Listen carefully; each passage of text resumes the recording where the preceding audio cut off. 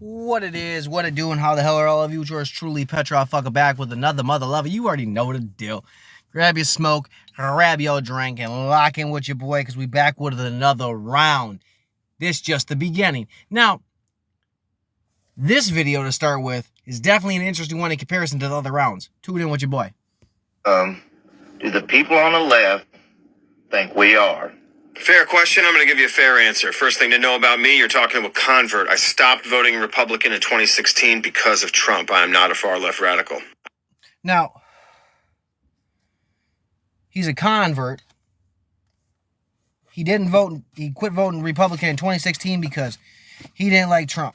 Okay? And he's not a far-left radical. That's what he wants us to know about him. All right. Run it. I'm not going to call you dumb. I don't know a thing about you. I will tell you, here's what we see. Trump shows up, says all the pretty things. I'll make America great again. I'll bring back coal. I'll make it how it was. Who's at fault? It's China. It's Obama. It's Hillary. It's the Dems in general. All this is standard politician shit, honestly. They broke it all. Okay, I'm going to stop him right there. What's the difference between that and Biden coming in and talking about Trump broke this, Trump broke that, Trump broke this, and then now, the last 6 months, last 6 months, everything that goes wrong in Biden's administration somehow is Trump's fault. Okay.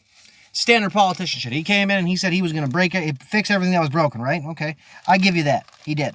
Okay. But did he not fix a lot of what was broken? Because if you try to say he didn't, you're just being disingenuous. That's the truth. If you're trying to say Trump did not come in and fix shit, you are being disingenuous. Said our party's the best. Then he declared the media the enemy of the people in a free country. He believed a Russian dictator over our own. He made the media. No, he pointed out some truth there. It was funny how much love Trump got throughout the 90s from rappers and so many media personalities alike. But the minute he became president, all the hate went his way. Funny how that worked. National security apparatus, whom I hold on par with the military, and I was raised conservative. You don't go against the military. That right there is a generalization. I was raised conservative, and I was never once told to not go against the military. Not once. Now, I understand that the military has a purpose. I understand what the purpose is. I do believe that this is the home of the free and the land of the brave. Or the home of the brave and the land of the free. I do believe that America should treat America first. And its citizens first. And if Trump is able to push that better, why would we not want that? I'm just asking. Was also taught how dictators work, like Mao and Stalin. This is how they work. Impeached twice. If Trump was like Mao and Stalin, why is he not in office, and why aren't millions of Americans dead at his hand?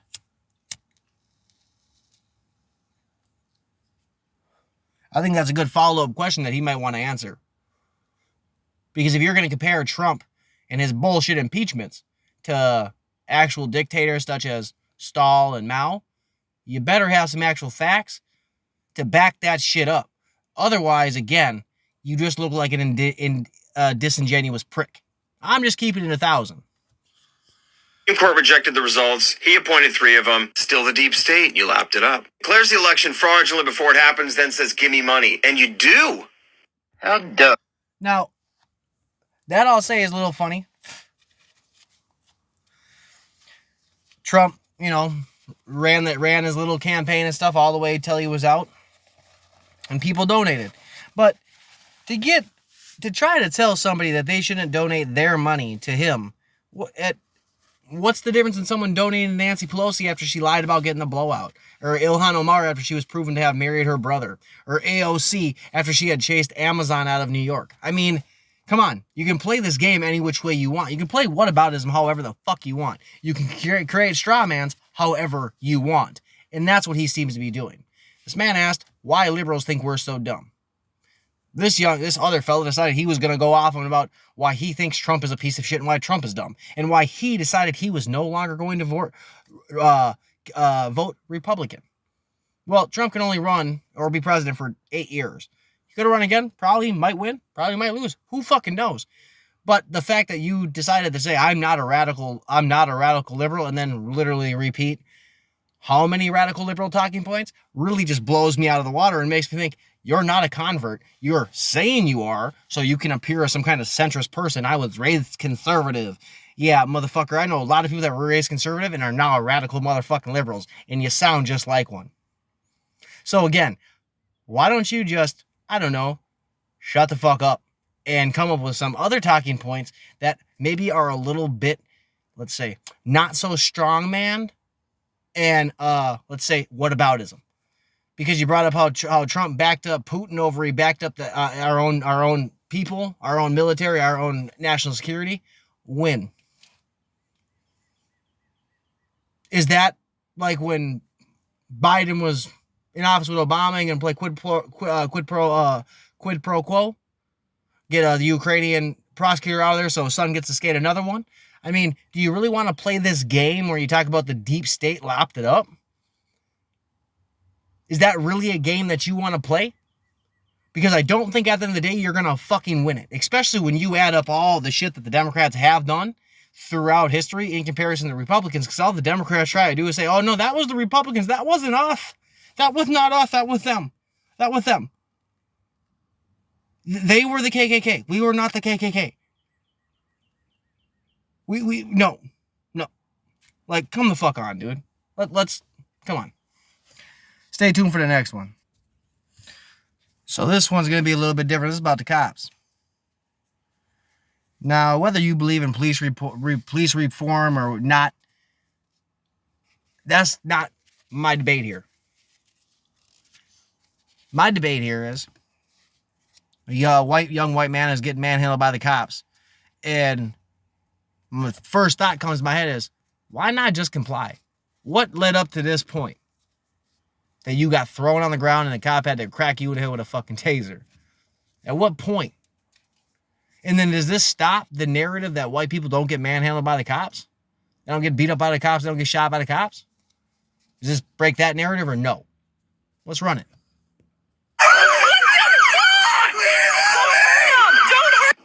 Did y'all... The virtue signaling in this is irritating. Did y'all... Pause. Did y'all hear the horror and the fear in his voice? Like, come on, man, get to the fucking point. Did y'all see the terror that was on that man's face? Did y'all hear the horror coming out of his mouth? He sounded like he knew he was finna die. Using excessive force! I got it all. That 20-year-old man is clearly in fear for his life. They manhandled him, turned him over, punched him in his face. Why did he not comply? That's the same question. That's going to be the question I'm going to remain throughout this. Why, at what point, after they whacked you in the head with a taser, why did you not comply? After they manhandled you, turning over, why the fuck you not comply? At what point are you willing to comply? That's the biggest question here. At what point are we willing to be like, yep, we actually need to comply when the cops stop us? We don't have the right to not comply. We don't have the right to not do this shit. We need to play the game, because if we don't, we could end up getting manhandled. We could end up getting our ass kicked. Because that's what it used to be. When the fuck did that all change? He got manhandled. He's screaming for his life. You know how many people I've done seen scream because the cops put their fucking hands on them? That's not a fucking standard for police reform. That's not, bro. People need to be taught how to fucking act. That's what that is. And this is the reason why I advocate so much for police reform. This is what BLM is talking about. And when one side... No, it's not. BLM has made it clear on their fucking homepage, they don't give a fuck about white people. Their whole plan was to get Trump out of office. They did that. They wanted to disrupt the nuclear family. They're doing that. At what fucking point do you guys stop pushing such a bullshit lie? You may push for police reform, my man. You may. And you may really in your heart feel that the cops did some real heinous shit here. But there's a lot of us other adults that are like, why the fuck didn't he just comply? And all that screaming and shit in the background, yelling help and shit. The only reason he yells fucking help is because he realized he was on a fucking camera. And old girl was sitting there yelling too. You better believe that shit. It is silence. It is extremely dangerous. If y'all don't understand that we need police reform, something is wrong. Police reform in what sense? Because, let's keep it a buck. Let's keep it a buck. When they talk about police reform, they're not talking about police reform in a local matter. They're talking about nationwide. And they don't have any actual plan on what police reform should be. They just want to say it. Because let's play a little bit of this. Let's talk about Chicago at the moment. Let's talk about California. What about the 2 officers that were gunned down? Close range. When they couldn't chase down the suspect who had phone calls about him shooting his gun off in the air and shit, popping off shot scanners and shit, knowing exactly where he was. 2 cops followed him, trying to get him to stop. Rah, rah, rah. Another cop car pulls up. Boom, boom. He shoots them both. He gets shot. They all survive. But is that the police reform we're looking for? Because then it puts police more in danger as well. What about Officer Jimmy in California that knocked on the door, dude answered the door, bopped his ass, killed him. Then decided to take his son outside and choke him as a human fucking shield in front of the cops until a neighbor, a resident, tackled his ass so Jimmy Ann's partner could get in there and do his goddamn thing. Now, is that the police reform we're looking for? That kind of terror to be instilled on a child before a cop's able to do their job? What police reform specifically is the left asking for? Or is it just a blanket term that we're going to be using every time something happens with the cops that we don't like? Let's keep it a buck, because that's what I think it is. Now, on that note, I ain't got much more for this video. I just thought it was kind of funny that dude's going to virtue signal the way he is, because that's what you're virtue signaling to me, bro. That pausing and shit, that's virtue signaling. You're trying to make it sound way more dramatic than it really is. And you only played a little bit of the motherfucking clip, and you played the same thing twice. We didn't get to see after they turned him over what happened when the other cop rolled up. We didn't get to see none of that shit. You showed the part of the video that fits your narrative best, aka virtue signaling, panhandling at its fucking finest. And there's a whole lot of that on TikTok. So it's definitely something that I think a lot of people should see and a lot of people should have to experience, because TikTok is one hell of a bullshit app. Let's keep it a buck. Let's keep it 1,000. And stay tuned for the fucking next one. You already know what it is.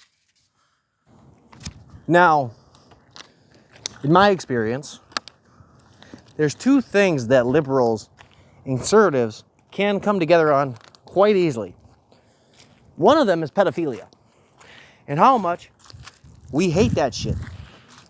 Now, there's a new little wave of liberals out there, radical liberals, that are trying to preach that pedophilia is a type of a sexuality that can't be helped, or whatever rah rah rah bullshit they're trying to pitch. My bad. But the follow-up to that would be is kill your local pedophile. That's really all I can say for that one. Like they say, kill your local fentanyl dealer, your heroin dealer. Kill the local pedophiles, send them to prison, chop them up, whatever. I got no love for a fucking chomo in my life. Or you shouldn't either. I'll just keep it a buck. Now, that being said, this short little clip is something that, like I said, we can get together on. You know what? I like that too. Come together right now. Hey, I like that. And now that is something that I think conservatives, especially my generation, and liberals can get together on. Now, I know there's a lot of old heads out there that hate pot, hate the idea of it, and don't want nothing to do with it. Think it's the gateway drug to all evil. And guess what? They're okay to think that. Because this is America. We're okay to think what we want and say what we want and express ourselves the best way we possibly can. I didn't realize pulling out the bottle of Wild Beer was so loud. Now, that being said, I really think that pot is something that everybody can get together on. Whether you like it or not, whether you personally use it and like it or not, I don't think it's going to hurt if we all came together on it. Now, the chances of it being federally legal, slim to none. I don't think the feds are ever going to come together and push that shit through wholeheartedly. Now, I live in Minnesota, and I have a lot of friends in Minnesota that are liberal, and they're potheads. And they were really hoping that Minnesota did more with the marijuana bill this time around than they have previously. I made it very clear that was not going to happen.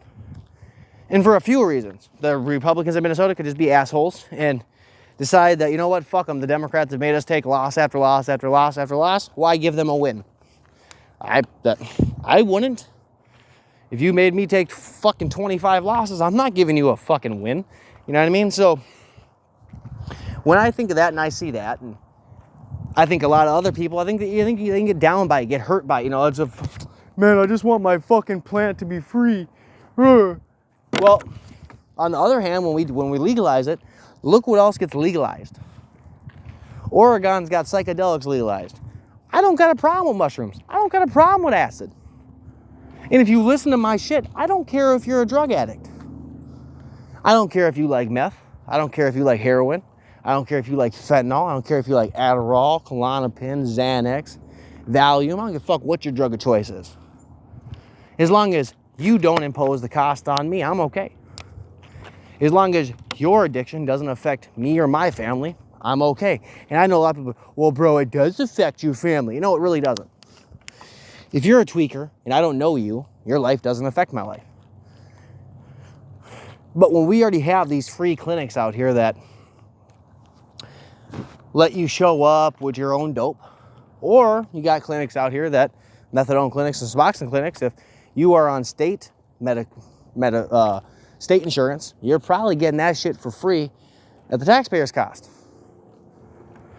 And again, I don't really have a problem with it. I don't really care. But I do think when we start legalizing one thing, you're going to have people that don't like that thing go for what they want to be legalized. So once we legalize marijuana, what stops someone from wanting to legalize meth or heroin? I'm going to take decriminalization as a win. You can't arrest me for my bag of pot. I'm good. Whatever. You know, I'm cool with it. At least it's not like Thailand where you get a joint and you get locked up for a fucking 5 years type shit. You know what I mean? So there's definitely a difference to it. But I do think when you open one door, other doors are going to be there to open.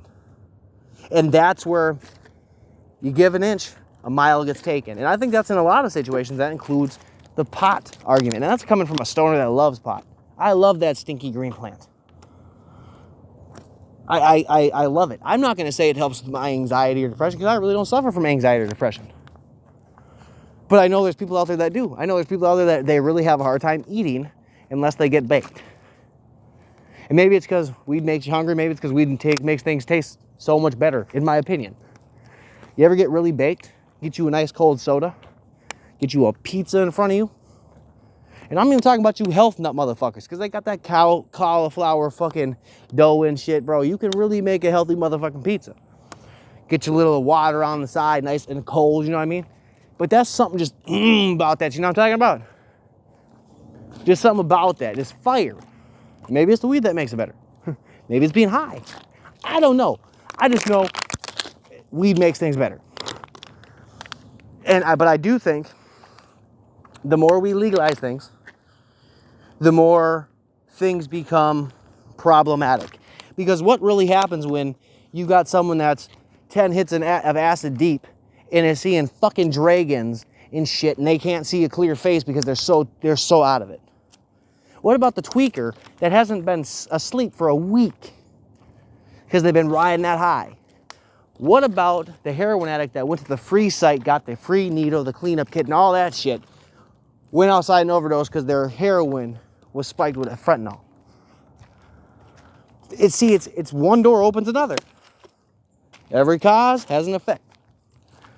So I definitely think that's something that we should think about as Americans before we just legalize what's ever clever. And that's really all I can really say when I think about the pot issue. I'm okay with pot. I wouldn't mind going to a dispensary in my state. But I don't want to be able to go to a dispensary in my state if it makes it so the next generation has to deal with every other drug trying to get legalized. Just doesn't seem worth it. And on top of all of that, I still got love for the black market.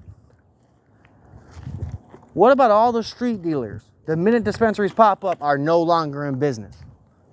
And that's the way they kept their lights on, kept their fridge full, kept their free high. Because a lot of dealers out here, sell dope so they can smoke as much weed as they want for free. So that I think about that shit too. So it's just like some food for thought for everybody.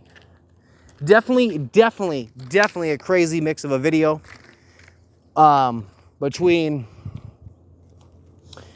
police reform and talking about marijuana, conservatives and liberals. It definitely is a switch up from what I had dropped previously. I don't even know if I'll call this shit a round. But when we talk about a defected conservative that's going to preach, I'm not a conservative because of Trump. And then we got somebody that's, in my opinion, virtue signaling police reform. To end on a nice note about liberals and conservatives getting along when it comes to marijuana and the hatred of pedophiles, it's something that I really can just end with happily. Now, on that note, you already know what it is. Stay blazed, stay blessed, stay safe. And if you like this video, if you made it this far, what do you guys think about legalizing pot? Do you think that liberals and conservatives can actually come together on it? You hate pedophiles, right? That's the obvious question. Now, third question is, what do you think about police reform? Do you think that when people speak about police reform, it's a blanket issue, that they're just throwing a blanket on it? Or do you think they actually have nitpicked points that they're willing to focus on? On those notes, you already know what it is. Stay blazed, stay blessed, stay safe. Peace.